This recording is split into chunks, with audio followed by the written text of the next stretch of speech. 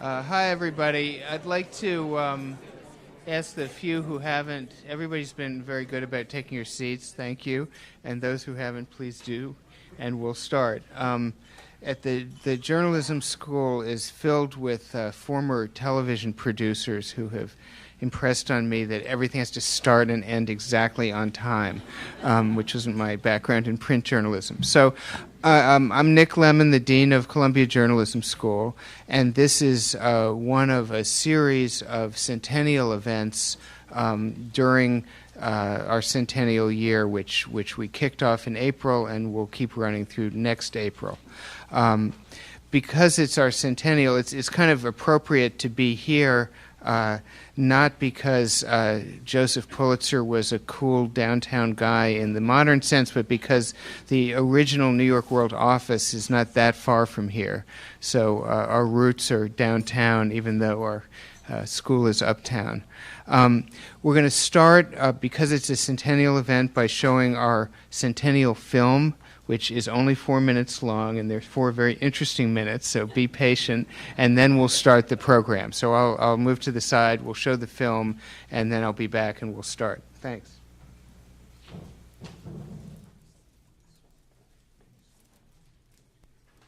The responsibility as a journalist is to tell the truth. To ensure that there's scrutiny. To act as the watchdog of society. Giving a voice to the voiceless. It's not comfortable. It's sometimes dangerous. Affecting public opinion with information. What's the reality of it? The raw, naked truth. There has to be a place where citizens can turn to as a reliable tool to make decisions about their own lives. As the world grows more complicated, as the problems that government deals with grow more complicated, and as the scope and range of government grows, the importance of a free press increases alongside that. This is a mission, this is a passion, this is a commitment, this is a life. It's not just a job, it's a life. Journalism has always had an extraordinarily varied population of practitioners. Bloggers think of themselves as journalists. There are so many different forms coming at us every day. Today, a newspaper is only partially printed material. It is on the web, it's on the phone, it's on tablets. Blogs allowed all kinds of people to become journalists of a sort or writers of a sort in a way that would not have been possible before. But they're occupying a different niche. They don't need to rely on an advertising system or a newspaper or a broadcast system to get the word out. You know, what does it do to an event when you have so many people with so many different perspectives all arriving at it literally at the same time? The conception of what a story is changed from being a finite, defined piece of text to an organic, living thing.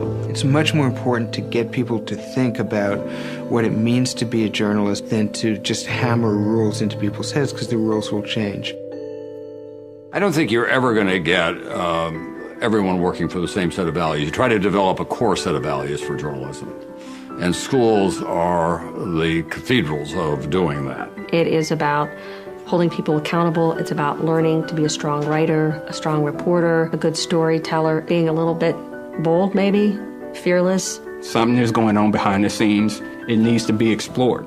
Digging deeper and asking every question and make sure it's answered. Our students, they go out there and they raise hell. You get to start practicing it the first day that you get here. We say, start interviewing people, start reporting the very first day of class. Really be part of the communities that you're reporting on. If you're not out and you're not in it, then you're only going to get a peripheral story. And if you've been told a journalist is supposed to be objective, forget that. Human beings are subjective. We're all part of a nation, part of a community. We all walk around with a certain set of assumptions and a certain self-interest. It's inevitable. Being fair, being a real honest broker of information means that you can correct for your own natural biases.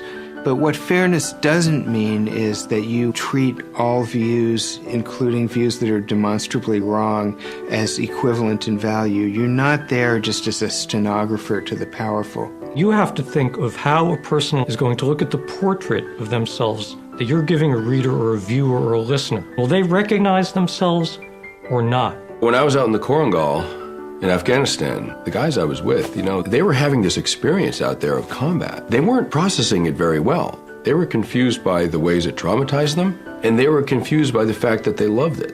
And one of them came up to me later and said, "You explained us to ourselves."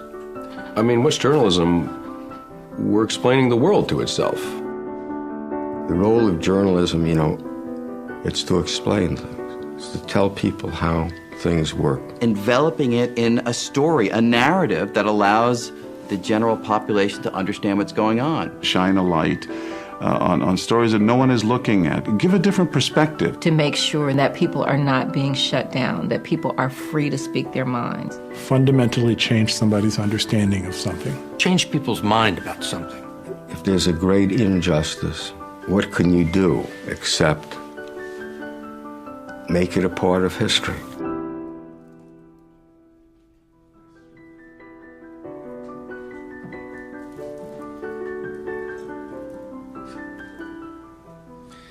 Okay. So even before our centennial officially started, the pace of change in journalism got to be so rapid that we kind of appointed ourselves to go into the report publishing business. There's a lot of commentary, mostly online, but not just online, about the state of journalism, and it's a very rapidly changing story. But we thought it would be useful to take, what is known at a moment and try to put it between, if not hard covers, soft covers every so often. So first, we published a report called The Transformation of American Journalism, one of whose authors, Michael Schutzen, is sitting here. The other principal author is Len Downey, who's, I think, in Arizona playing golf or something right now. And then our next report was by Bill Gruskin, who's here somewhere. And it's called The Story So Far, and it's about the economics of digital journalism, such as we knew them back in a year ago. And this is our third report, which is it's called Post-Industrial Journalism. We'll tell you about it in a minute. And then in the spring, we're going to have another report event for a report about the future of journalism, the past and future of journalism schools in particular. And then we will, fall silent on reports for a little while. But it's been fun to do this, and we've had these kinds of events whenever we publish one. This report is published under the auspices of the Tao Center for Digital Journalism, a relatively new entity at the school that we're very proud of. It's here thanks to the generosity of our principal donor, Len Tao, who's sitting here. His daughter, Emily, is here somewhere. Where are you, Emily? Well, anyway, she went to the theater, but she was here for drinks. And another one of our major donors to the Tao Center, Paul Neely, J School Class of 70, is here. There's lights shining in my eyes, so there you are, Paul. Welcome to you.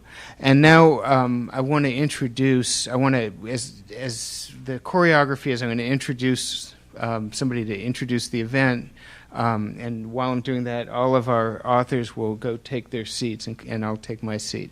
Vartan Gregorian, the president of the Carnegie Corporation of New York, among many other distinctions, he paid for this report, so it would not have been published without him. And he's also paying for the next report we're doing on journalism education in the spring. He's an old and dear friend of mine and has been an incredibly important part of my life for these last 10 years that I've been dean of the journalism school. He sat, as I did, on a committee put together by President Lee Bollinger in 2002-03 to think about the future of the school.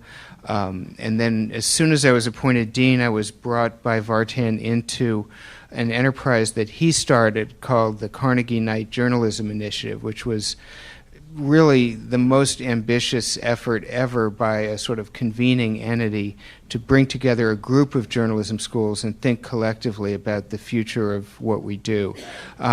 We have spent countless mostly blissful hours together in these last 10 years, and has been one of the great pleasures of my life, and I'm especially pleased Vartan's here tonight to welcome everybody. So come on up.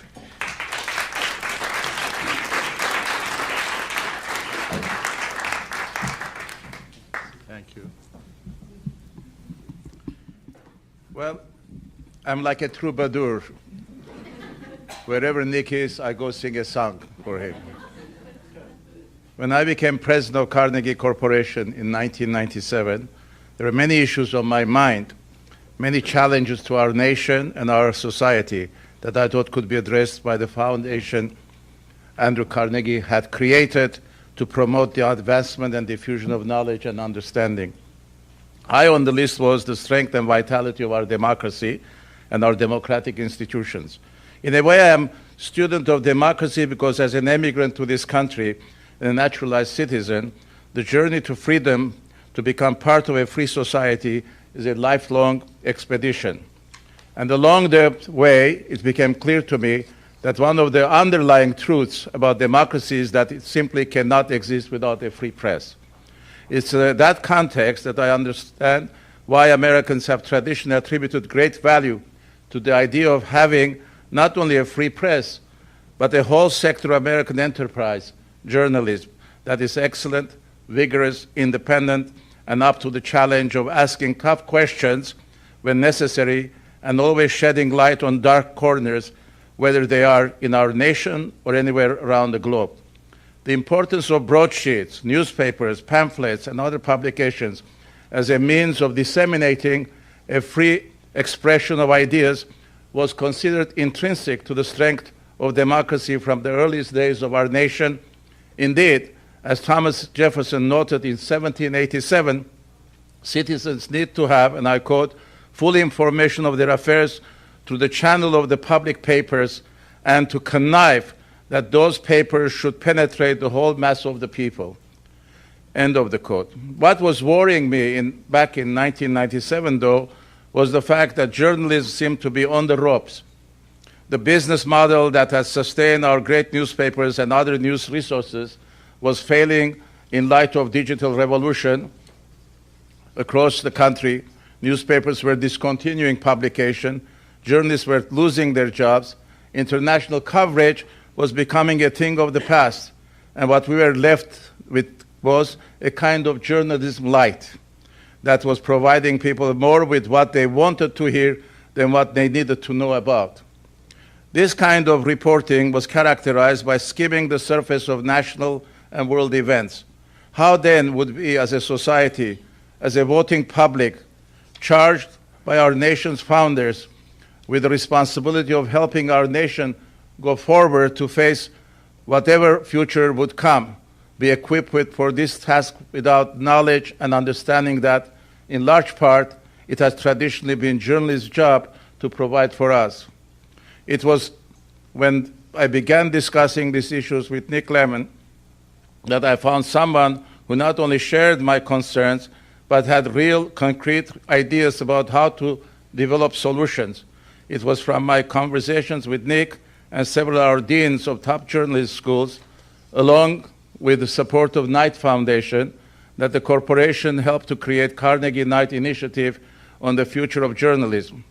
Education, which began its work in 2005, one of the core components of the initiative was the belief that journalism schools had to become integrated within their universities, that they had to draw on the deep knowledge and learning throughout the schools of arts and sciences in order to help journalist students become not just great reporters, but great, deeply knowledgeable journalists capable of understanding, explaining, and giving depth and texture not only to earth-shaking global events, but also the daily business of our work, our neighborhoods, our children, our families, our towns and cities and municipalities.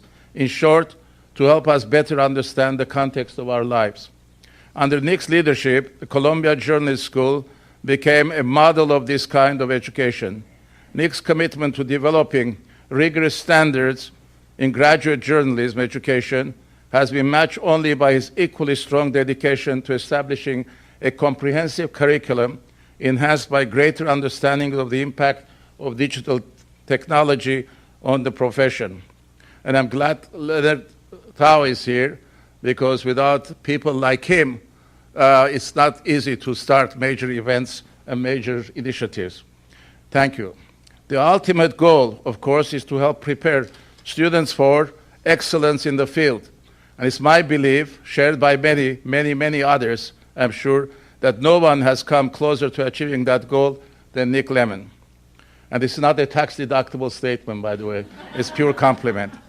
Today, we are celebrating the launch of a report written by Anderson, Emily Bell, and Clay Shirky, three wonderfully thoughtful and visionary journalists and teachers who, like Nick, are committed to forging deep links between knowledge, understanding, and the new digital environment that all journalists must now operate within. This publication, Post-Industrial Journalism, Adapting to the Present, began with the idea that the transformation of American journalism is unavoidable, but with the same breathtaking certainty assures us that when it comes to the practice of journalism, there are many opportunities for doing good work in the new ways. On each and every page, there is the recognition that whatever changes both business and art of journalism face, today's journalist students, tomorrow's reporters, and all those men and women who have dedicated themselves to bringing the world's truth to their fellow human beings will succeed at their work because their work matters and their work is good. Journalism matters. It always has and always will be.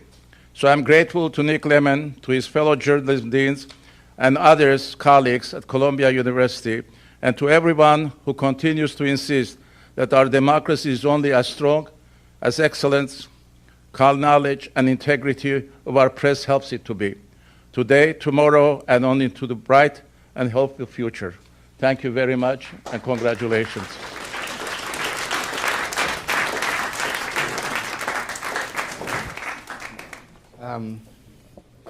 Would that my mom were here to hear that, Barton. Thank you so much.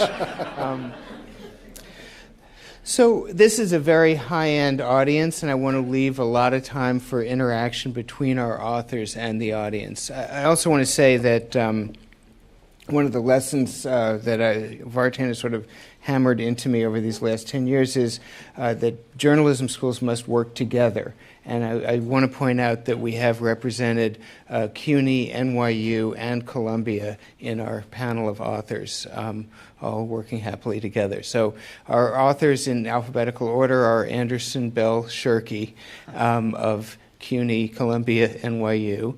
And Clay, I'll start with you. So, you know, Greta Garbo started as a silent film star, and then in 1930 she made her first movie with sound, and the poster said, "Garbo Talks."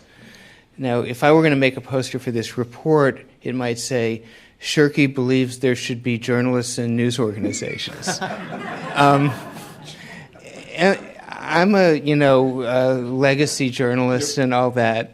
I used to have the impression, perhaps sadly mistaken, that you thought the crowd could basically provide journalism without any aid from people like me, and that there came a moment when that attitude changed. So could you sort of talk us through that as a sort of prelude to the report? Yeah, that is actually right. And in fact, the reason I am in a journalism program now is I changed my mind about that. So I come from the web tribe, and for years for decades, in fact, I was used to seeing the web destroy things that it then replaced better. So the travel agents didn't like it, but Travelocity was a better deal. The bookstores didn't like it, but Amazon gives you access to more books. And for a long time, I thought, oh, well, the newspapers are taking it in the neck, but the web will naturally replace this stuff as the night the day. And it wasn't until I realized how messed up the newspaper business model is that I understood that it wasn't, that kind of replacement wasn't going to happen. That what newspapers did was they would look for people who cared about football so they could take ads from Ford and then give it to the guy on the city desk, right? And it was this completely indirect funding model. And it was then that I started to understand that it wasn't as simple as just selling the news, that there needed to be some kind of, as you say, some kind of institutional structure. The other thing that changed my mind was the Boston Globe's report in 2001 under Walter Robinson about the priestly abuse scandal in the Archdiocese of Eastern Massachusetts. A small weekly paper in Boston had already reported that story, and it got no traction. It took the Boston Globe to both pursue the story with enough resources, but also to broadcast the story with enough force to make it actually stick.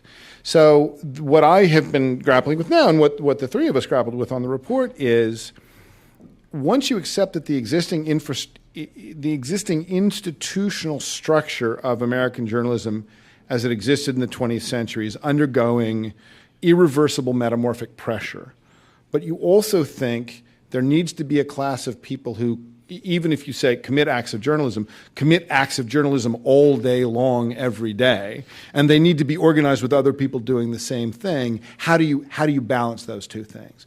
And the report, without doing anything like offering a recipe, is I think our attempt to say both of these things are true. What do we do now? I'll maybe do one round to each, so that's a good throw to Emily. If what you all are envisioning is not the restoration of the old world that some of us have spent some time dreaming of, but something different, I want to spend some time talking about what that looks like. And what I'll ask you about is, how are we to understand what it means to be an individual journalist? Who is that person? What does that person do? What are the skills that person has, and what role does that person play in society? Well, I think that one of the things that we say at Columbia is that the fundamentals of recognizing stories and reporting stories don't change, and I think that's important to say. But pretty much everything around that has changed in one way or another.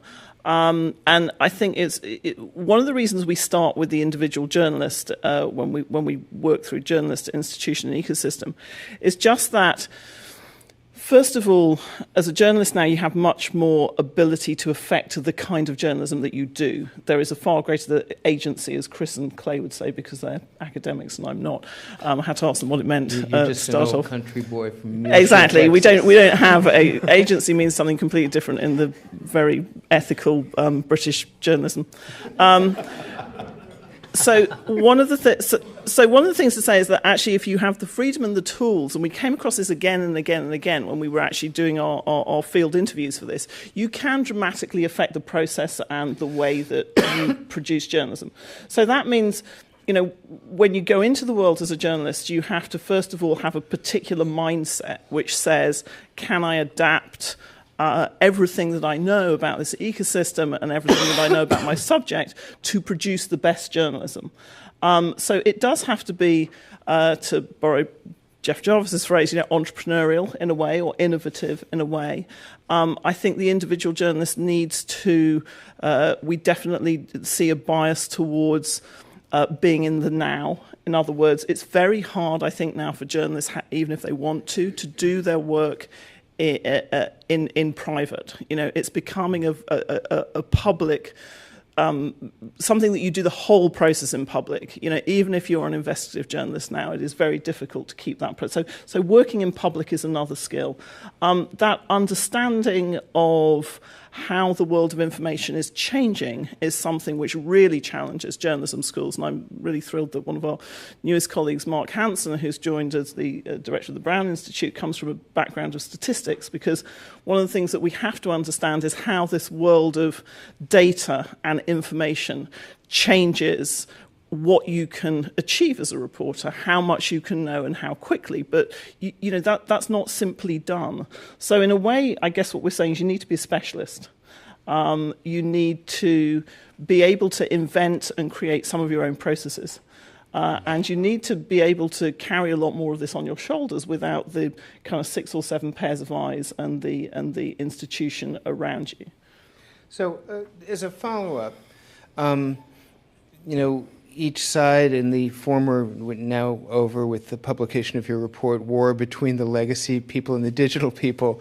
One of the favorite things brought up by the digital people is, why do 15,000 journalists go to the Democratic National Convention in Tampa, where they watch the convention on their television sets? That is the idea that there's a lot of unnecessary and replicative activity in journalism, point granted.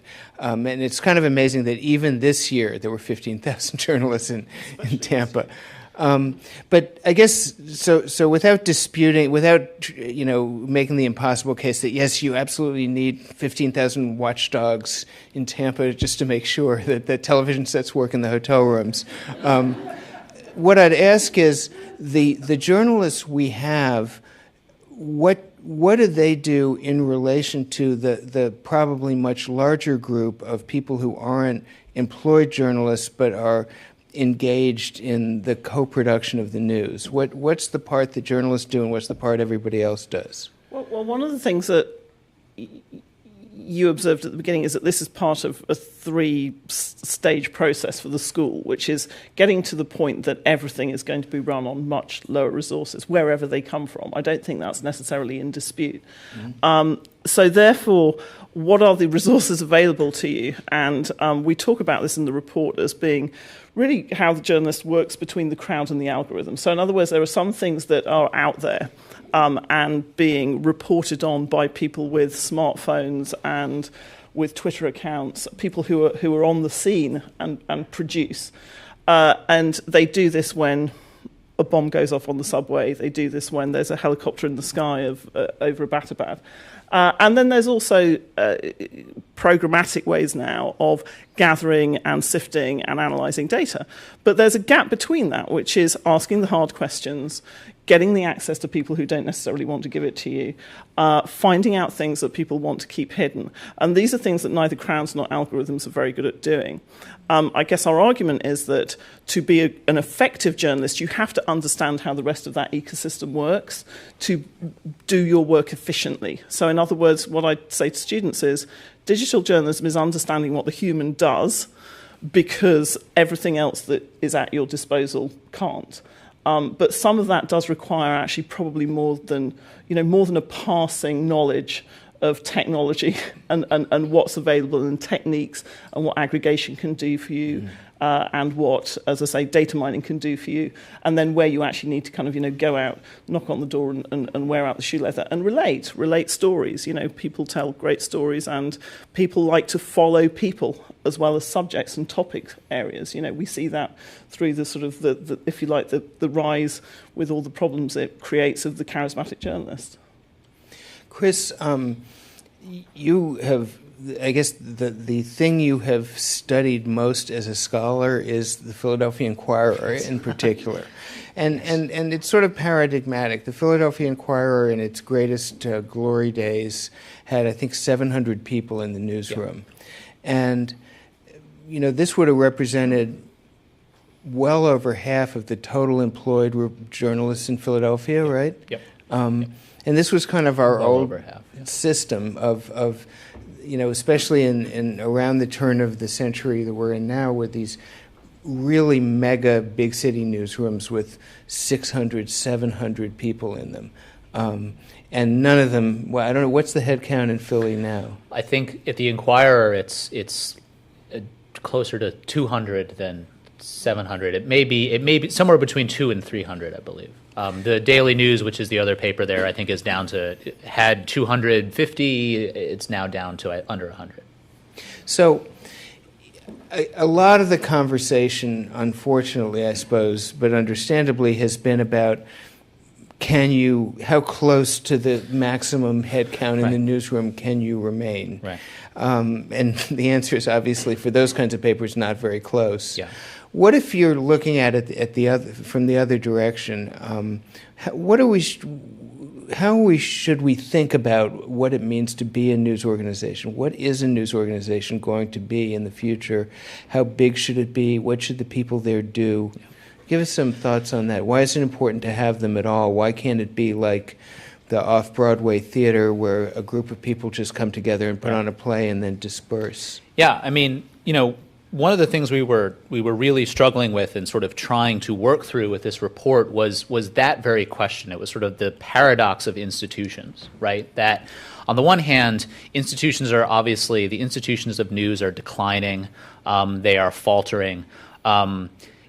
At the same time, they are very conservative insofar as they don't deal well with change. Their whole reason for existence is to do things the same way kind of every day. I mean, that's why they're there. That's what they're good at. That leads to trouble when you're trying to adapt and to change to a rapidly sort of shifting external situation. And Clay, I think, alluded to this earlier, and when he's talking about the priests in Massachusetts, there are certain things that organizations do with regards to reporting the news that can only be done by institutions. In other words, by things that are going to be around. They were around yesterday, they will be around today, and the people out there know, the politicians know, the business leaders who want to keep something hidden know that they're going to be around tomorrow. And that is what institutions do. They have, and we go through this in the report, we kind of list it out, but they have a capacity to do things journalistically that you can't do as an off-Broadway sort of gathering.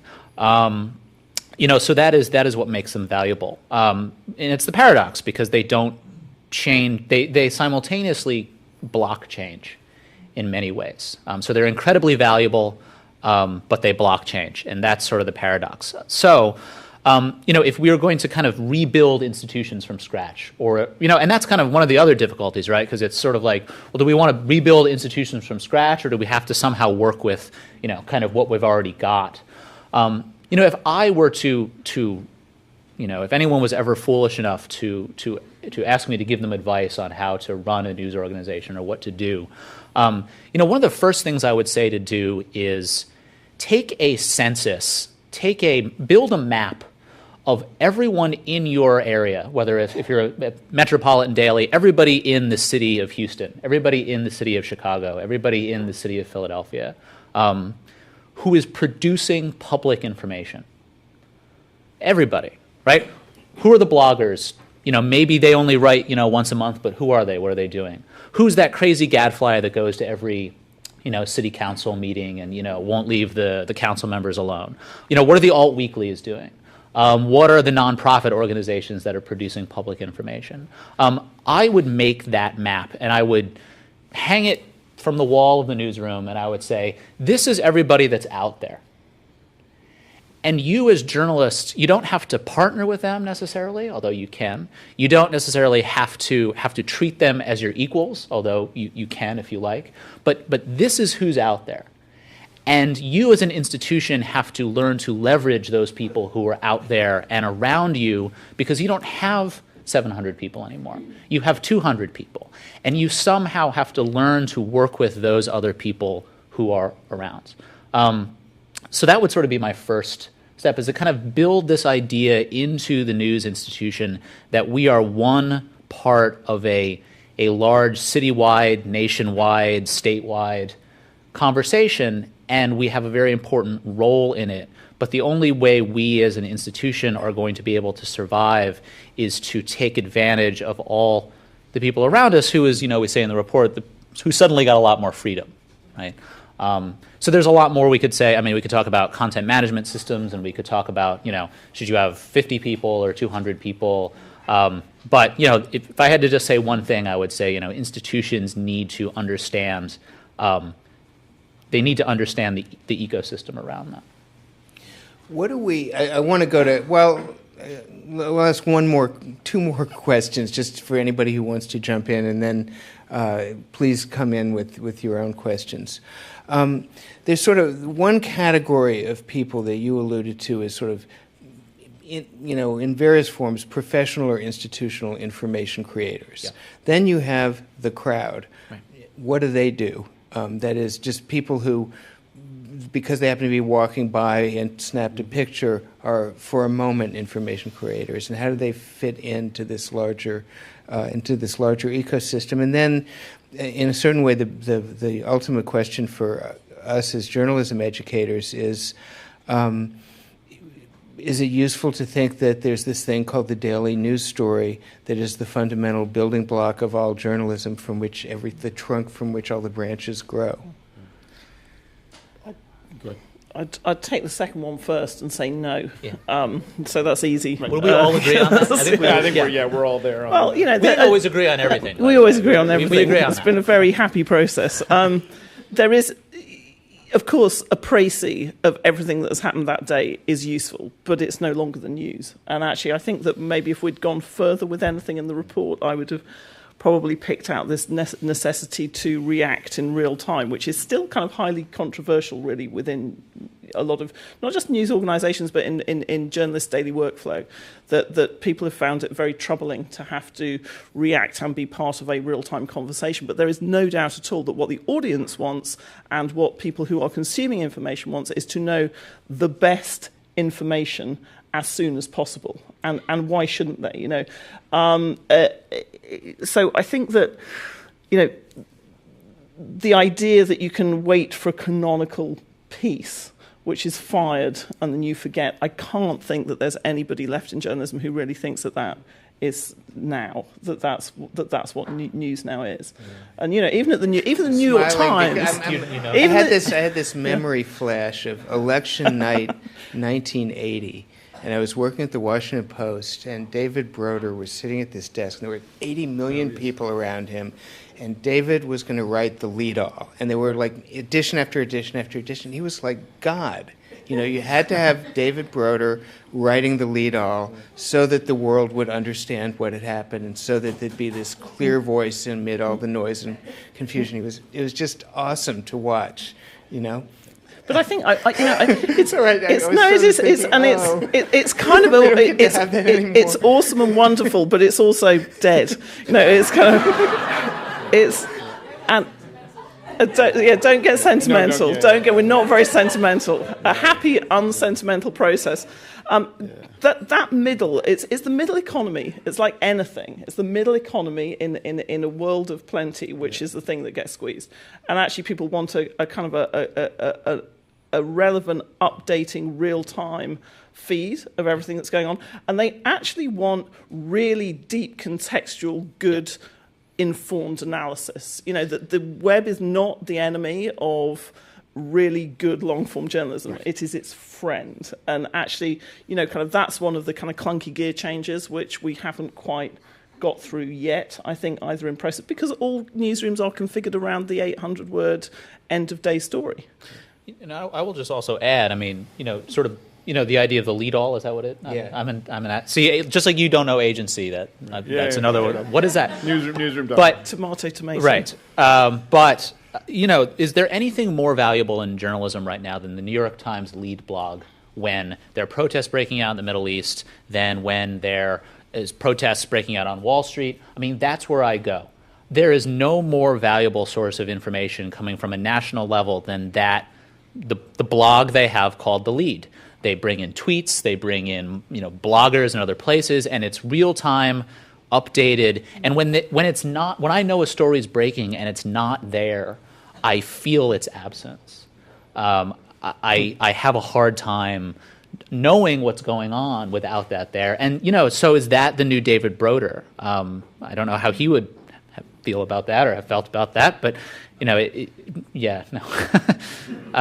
but that is, you know, that is that something new, I think.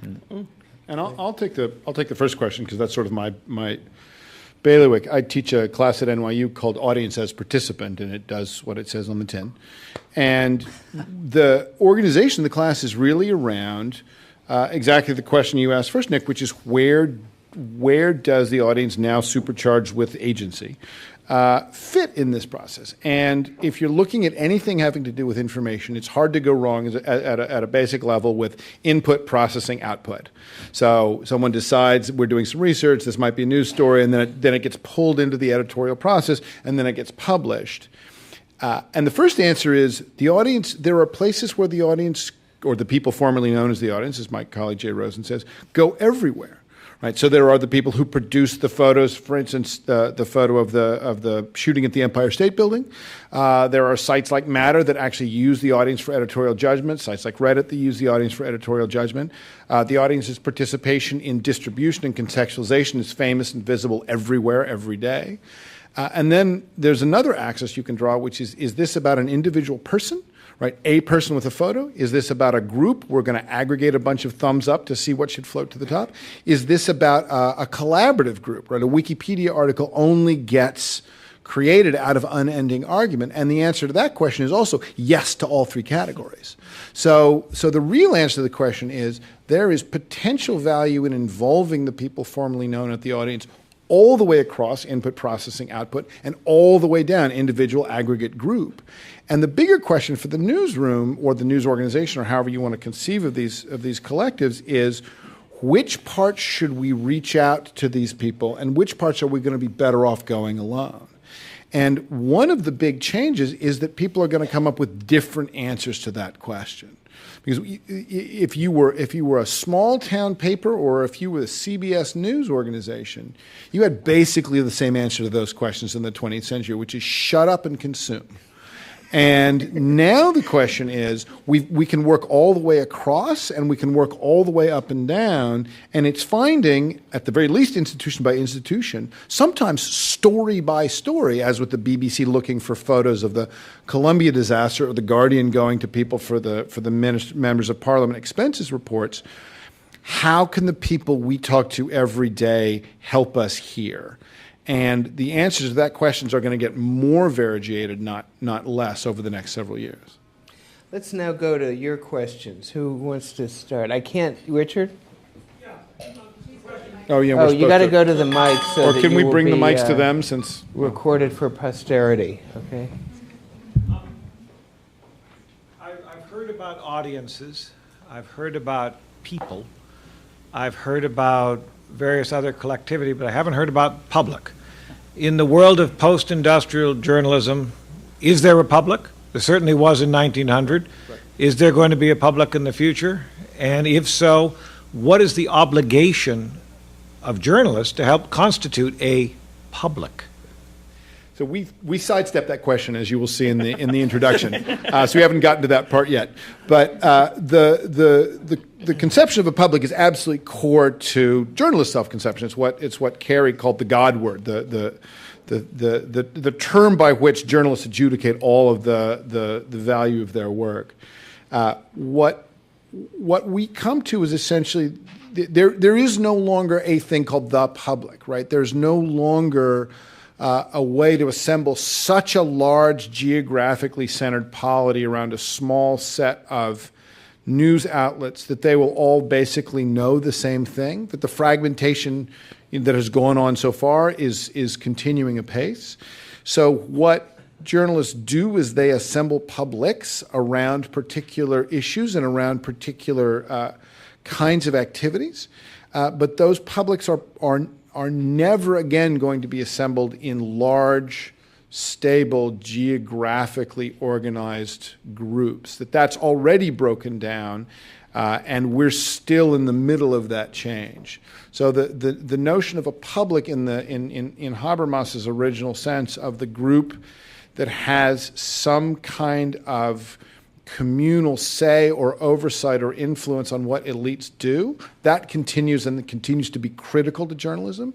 But the notion of or the public as all the citizens in about a 30-mile radius, that's already gone and is not coming back. Alan?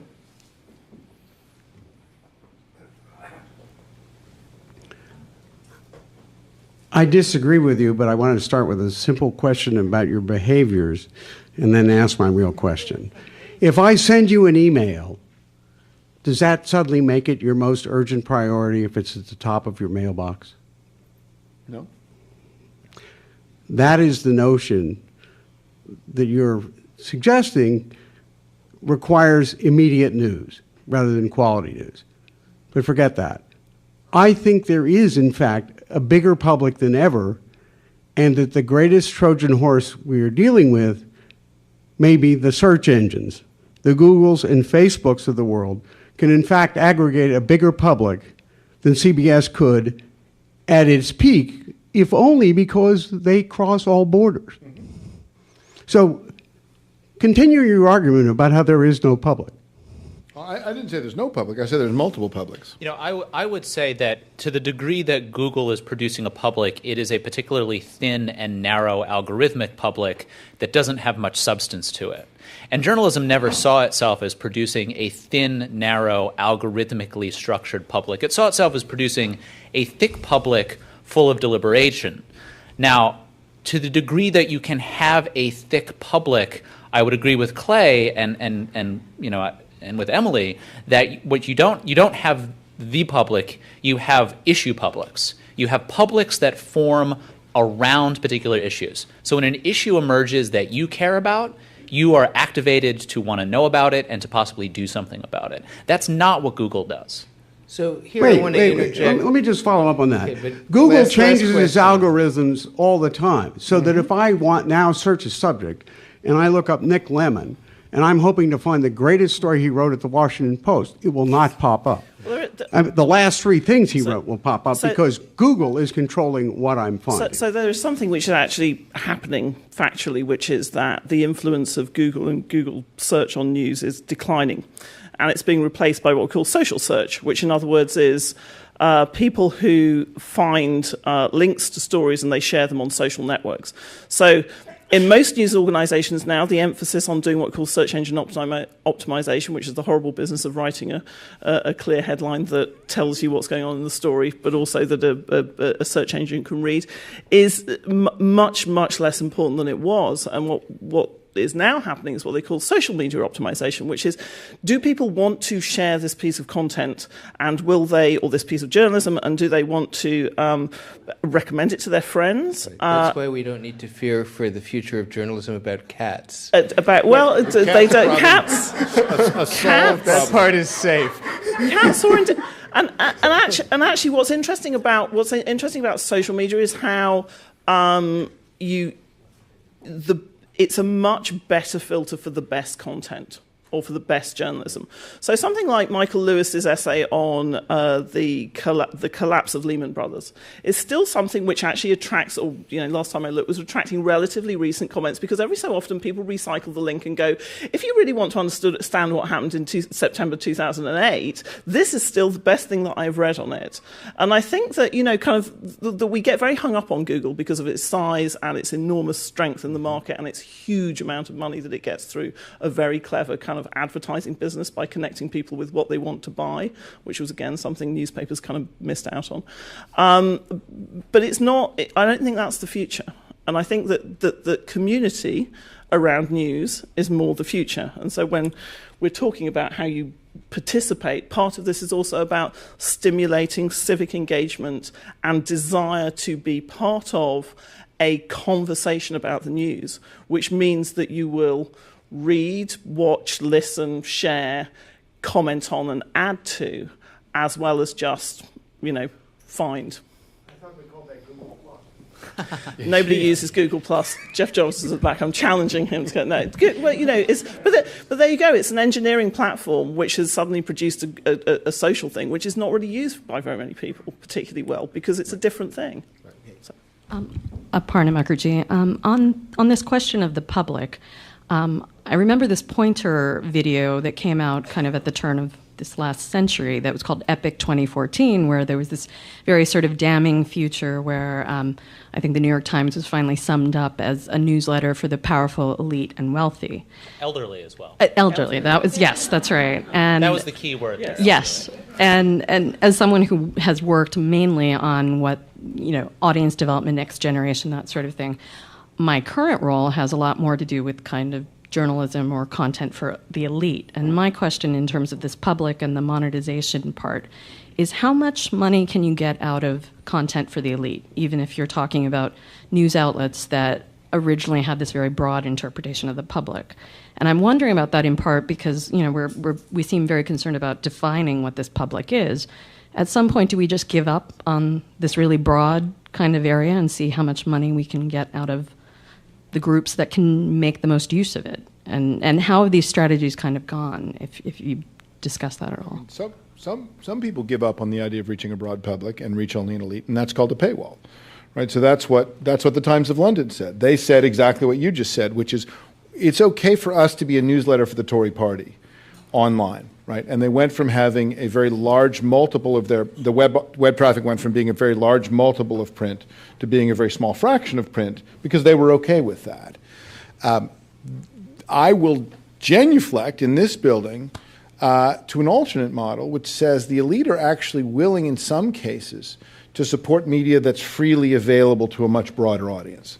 So NPR gets, or WNYC in collaboration with NPR, gets about 1 person in 12 to give money. And then they send us a tote bag that says NPR on it. And they don't do that so we won't bruise our organic arugula on the way home from the farmer's market. They do that so that we'll be saying and getting some value out of saying, we're the people supporting the radio for the rest of you. So the New York Times has now moved, LA Times, Chicago Sun-Times has now moved to closer to this business model, which is find the people most connected to these institutions, the people who are basically saying, God forbid the Times go out of business. Take their money, but make that content available to everybody on the long tail. So there doesn't have to be if you're going to the elite, you have to lock out everybody else. But some organizations are making that choice, and they essentially move from being newspapers to newsletters. Other organizations are not. And I would also add that, the financial press, that is where the financial press is this, right? The financial press is basically a newsletter that provides actionable intelligence for people who already have and want to continue to make a lot of money. One of the important questions I think that this report at least brings into the conversation, if doesn't necessarily answer, is can we let all news become like the financial press? If not, why not? And if we don't want it to be that way, what do we do? Because those models certainly exist. Actually, one quick point on that. Yeah. When I worked on Barron's kind of what's going to happen with the next generation, there were two distinct groups: the people who really read Barron's because they loved it and needed to, and the people who read it because their clients and bosses read it. I think my kind of overarching other question is, what if it ceases to matter? The stuff that you're supposed to read because you have to know what this is for work, what if it no longer comes from any of us? That's the other piece of it that I think is implicit. And if you're talking about these elite groups that are carrying the brand and subsidizing it, will it lack relevance for this broader crowd that you're talking about? Well, whether it comes from us or not, I think is an interesting question. And we'd say in the report that already a slice of it doesn't. We say that actually kind of economic bloggers who are not professional journalists are doing a better job and have done a better job of explaining the complexity of the financial collapse than many journalists have. But what you all are poking at is an argument that has sat outside journalism to some extent, which is it's good to have mechanisms that create a unified thing called the public, which is AKA a bunch of people who have nothing in common but are sort of pushed together. And that one of the good things about the old days of the Philadelphia Inquirer is it helped create that. This is Paul Starr's argument. Yeah, this is Paul Starr's argument. It's Cass Sunstein's argument. With less positive spin, it's Benedict Anderson's argument in Imagined Communities. And which you have, Clay, made fun of by saying the argument is come for the sports scores, stay for the Iraq War. But is there anything to this argument that sort of something is lost if you don't have these kind of distributional technological forcing mechanisms to smush everybody together to receive the same information? This is... First of all, this is often said and never proved. So first of all, more data is needed. So that's our next report. That's what academics always say. Let's actually go. Are you taking notes? Let's actually go and find out whether or not this is true, because we currently have a situation, particularly in the States, where you do have daily papers disappearing from New Orleans. So that's a field experiment right there. Mm-hmm. But actually, to Clay's point, the publics are now different and shifting, but they're still there. So the public that gathers around the Guardian's, live blog of Gaza, which was kind of a magnificent journalistic thing, is a really sort of incredibly dynamic and varied public compared to what would have been, kind of 50 people in North London, it's sort of 15 years ago who are interested in that. And we haven't really begun to understand this yet because we just haven't measured it enough. We haven't said who are these people, what are they consuming, what links to what, what links to what, who is sharing what, where. So what we have is we have a lot of anecdote about, isn't it terrible that people don't read more broadly? Isn't it terrible that people don't read all of the New York Times? Because they never did. I worked on the Sunday paper for 10 years where I was told that 50% of the people never, ever, ever opened the business section where I worked, and 50% of the people never, never opened the sports section, which came as a shock to the sports editor. But, And I would add that there's a flip side to that, and the flip side to that is the idea that there was this unified public has always historically to some degree been an illusion. There have always been, African American newspapers, immigrant newspapers, pirate radio stations, zines. These things have always existed, and the difference now is that because we have the web, it's in our face that they're there. Yeah, I mean, one thing there is data on, I think, is a sort of measure of who felt the most excluded by the old definitions of the public, because those are the people who formed the biggest and most robust communities online when they're sort of set free. We have time for one or two more questions. Come on up. Hi, I'm Anna Murray. I'm class of 91, and I went on to become a software developer and technology consultant. And I have what I think is a little bit of a pink elephant in the experience that I've had, which has been consulting for media organizations in their technology challenges. Starting back in the 90s, I would be encouraging, and many people like me would be encouraging media organizations to sort of get with it. And the response was kind of, Anna, what you need to do is just settle down. Because really, no one is ever going to read on the screen. And sort of the risk that I'm wrong is you're going to waste $100,000 that you didn't need to waste. The risk that you're wrong is the death of American journalism, right? So, scroll forward 17 years and recent assignments, I have to say, I think that people are panicked, but I haven't, in my experience, seen a whole lot of real fundamental light bulbs going on. I think there's still a lot of denial, there's still a lot of resistance, there's still a lot of, please don't take my print away, no, it's not going to happen, reality exists, but only after I retire. I mean, it reminds me a little bit of, the planetary warming, I'll be dead, my kids, whatever, so what are, have you in your research dealt with that issue at all? Leadership boards, financing, investors, the people who are actually funding this stuff, being like, hello, reality? Well, so I lived the same thing. I was the chief technology officer of a web design shop. We got hired by a lot of, New York-based media companies, and I remember believing two different things, beliefs that were so tightly intertwined that we didn't even know they were distinct. And it was only, in fact, in writing this report that I came to separate them. One, we believed, when we went in to talk to media companies, if you didn't understand the internet, your business would be destroyed. Right? We believed that, and we were right. We also believed, and we didn't even think of this as a separate belief, if you did understand the internet, your business wouldn't be destroyed. And we were wrong about that. That in many cases, if the organizational logic, and this is implicit in everything Chris has brought to this report in terms of just watching institutional conservatism and habit, if the institutional logic is about preserving production routines, and if the whole thing is structured around a world that is under metamorphic pressure, it kind of doesn't matter about the light bulbs. And I wish I could tell you differently. I wish I could tell you, oh, it's just that the publishers are dumb or the editors-in-chief are dumb, and if we replace them with smart ones, this would all be fine. It's not fine. No one is coming to save us. And that's, I think, one of the things that we put throughout the report is this wasn't because people made a mistake. And I believed exactly what you believed. I believed that if we could just explain how clearly this was going to change things, then it would be like that. And it wasn't. And I think certainly the three of us have come to the conclusion that there was really nothing anyone could have done.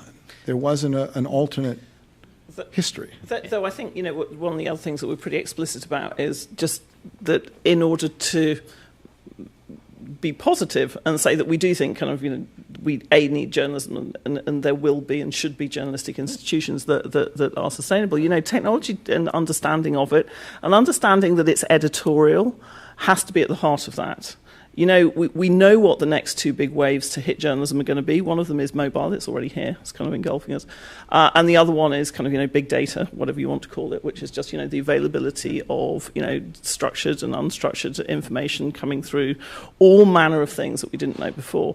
And those are things which just require an agility of understanding about how to move and when to move and what to do, and some skills which are still not really at the heart of a lot of legacy organizations, but which you increasingly see at the heart of new organizations. And this is where you will see, I think, a phase of, well, you already have seen a phase of acquisition.